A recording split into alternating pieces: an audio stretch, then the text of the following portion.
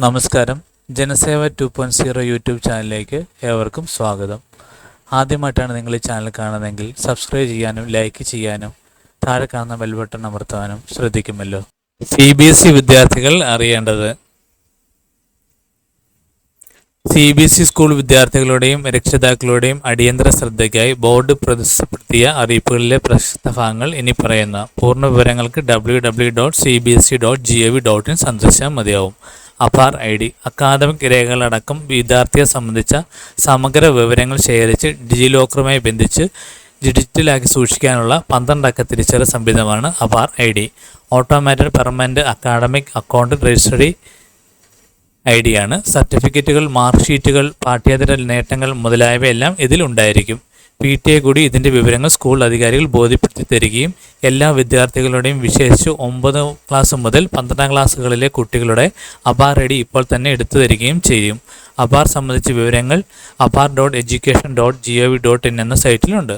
Phone number 1800-889-359911. അക്കാദമിക ജീവിതകാലം മുഴുവൻ പ്രയോജനപ്പെടുന്ന ഡിജിറ്റൽ രേഖയാണിത്. പ്രവേശനത്തിനും ക്രെഡിറ്റ് ട്രാൻസ്ഫറിനും മറ്റ് വിദ്യാലയങ്ങൾക്ക് ഇതിൻ്റെ ഉപയോഗം ഏറെ സൗകര്യപ്രദമാകും.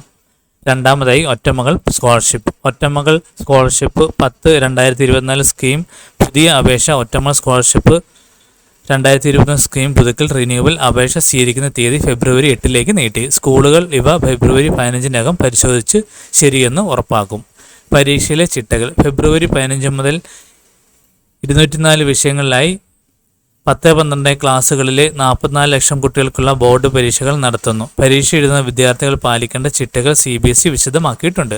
അച്ചടിച്ചതോ എഴുതിയതോ ആയ കടലാസ് തുണ്ടുകൾ, mobile phone, Bluetooth, earphone, mic, pager, health band, smart watch, camera bag, cooling glass, ചെറുസഞ്ചികൾ, കൂടുകൾ, പായ്ക്ക് ചെയ്തതോ അല്ലാത്തവയായ ഭക്ഷണ പദാർത്ഥങ്ങൾ, പ്രമേഹമുള്ളവർക്ക് ചില ഇളവുകൾ ഉള്ളതൊഴികെ കോപ്പി അടിക്കാൻ സഹായിക്കുന്ന വസ്തുക്കൾ മുതലായവ ഹാളിൽ കൊണ്ടുചെല്ലുന്നത് ശിക്ഷാർഹമാണ്.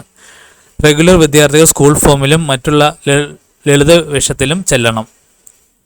CCTV ക്യാമറയിലൂടെ പരീക്ഷാ ഹാളുകൾ നിരീക്ഷിച്ചുകൊണ്ടിരിക്കും. ആൻസർ ബുക്കിലല്ലാതെ മറ്റെങ്ങും എഴുതിക്കൂടാ. ആൻസർ ബുക്കോ സപ്ലിമെൻ്ററി ബുക്കോ കീറരുത്. ആൻസർ ബുക്കിൽ അച്ചടിച്ചുള്ളതൊന്നും മായ്ച്ചു കളയരുത്. അതിൽ തെറ്റായ വിവരങ്ങൾ എഴുതരുത്. ആൻസർ ബുക്ക് പരീക്ഷാ ഹാളിന് പുറത്ത് കൊണ്ടുവരരുത്. ചോദ്യക്കടലാസോ അതിൻ്റെ ഭാഗമോ പുറത്തേക്ക് കടത്താനും പാടില്ല. ആൾമാറാട്ടം നടത്തരുത്. പരീക്ഷാ സമയത്ത് ചോദ്യങ്ങളും മറ്റും സമൂഹമാധ്യമങ്ങളിൽ അപ്ലോഡ് ചെയ്യരുത്. അഡ്മിറ്റ് കാർഡിലടക്കം വ്യാജ ഫോട്ടോ പാടില്ല.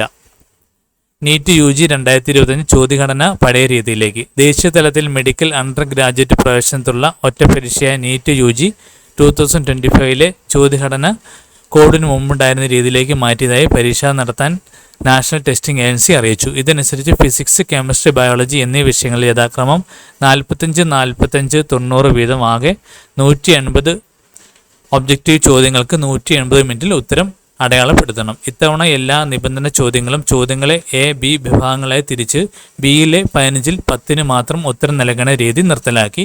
ഇക്കാര്യം പരിഗണിച്ച് വേണം തയ്യാറെടുപ്പ്.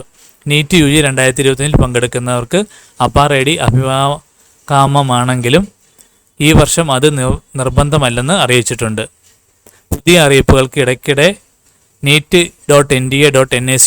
എന്ന സൈറ്റ് നോക്കുക. സംശയ പരിഹാരത്തിന് ഫോൺ 011-4075-9000.